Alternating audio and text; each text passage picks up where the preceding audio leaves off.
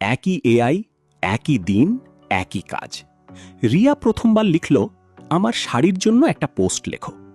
উত্তর এলো ঠান্ডা, সাদামাটা, কেউ পড়বে না। তারপর সে মাত্র 2টো লাইন বদলালো। এবার যা এলো সেটা সে হুবহু কপি করে ফেসবুকে দিল, আর সেই রাতেই 3টে অর্ডার। আপনার সাথেও কি এমন হয়? ক্লড খুলে কিছু একটা লিখলেন, উত্তর এলো, কিন্তু মনে হলো এটা তো আমি চাইনি।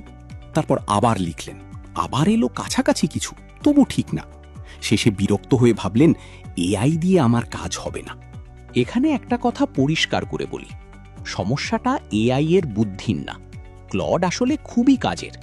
সমস্যাটা হলো আমরা ওকে কি চাই সেটা পরিষ্কার করে বলি না। একটা সহজ উদাহরণ ভাবুন।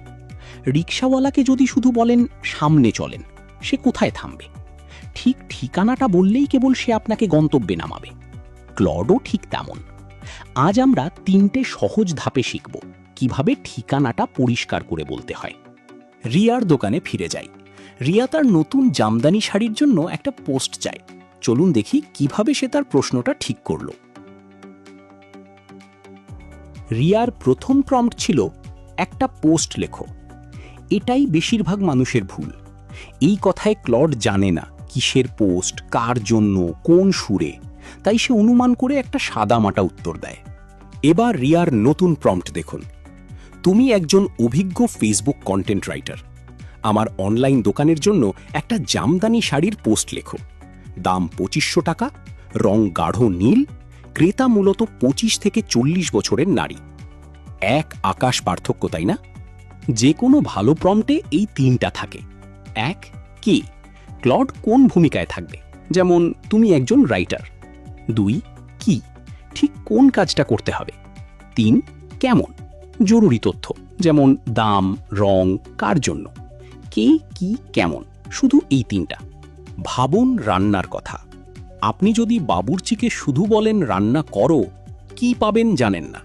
কিন্তু যদি বলেন 4 জনের জন্য কম ঝালের মুরগির কোরমা, তাহলে ঠিক জিনিসটা পাবেন। প্রম্পটও তাই, যত নির্দিষ্ট তত ভালো। রিয়ার পোস্ট এখন ভালো হচ্ছে, কিন্তু সে চায় পোস্টটা তার নিজের দোকানের সুরে হোক, ছোট, আন্তরিক, আর শেষে একটা ইমোজি। এটা কিভাবে বলবে? সবচেয়ে শক্তিশালী একটা কৌশল, উদাহরণ দেওয়া।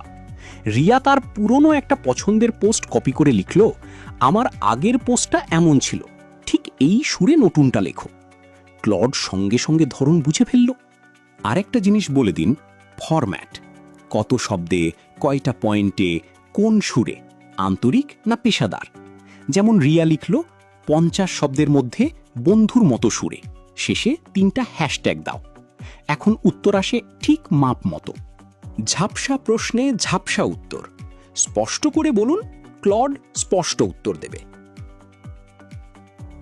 পার্থক্যটা সংখ্যায় দেখুন। ঝাপসা প্রম্পটে রিয়াকে ভালো উত্তর পেতে 5-6 বার চেষ্টা করতে হতো। স্পষ্ট প্রম্পট, উদাহরণ আর ফরম্যাট দেওয়ার পর 1 বা 2 বারেই কাজ শেষ।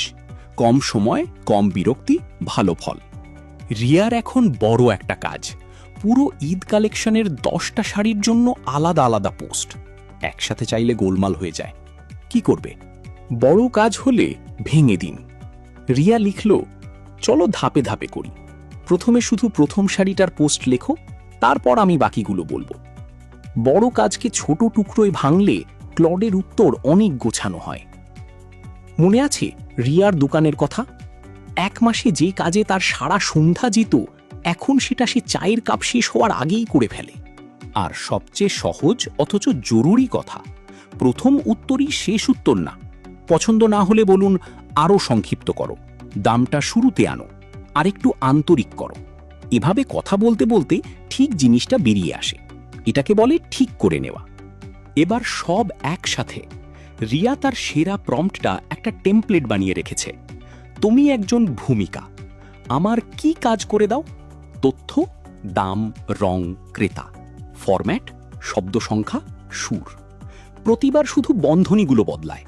আপনিও আপনার কাজের জন্য এমন একটা টেমপ্লেট বানিয়ে নিন। তাহলে আজ যা শিখলাম: 1, কে, কি, কেমন বলে পরিষ্কার করুন। 2, উদাহরণ আর ফরম্যাট দিন। 3, বড় কাজ ভাঙুন আর ঠিক করে নিন। তিনটেই সহজ, তিনটেই আজই কাজে লাগবে। এবার আপনার পালা।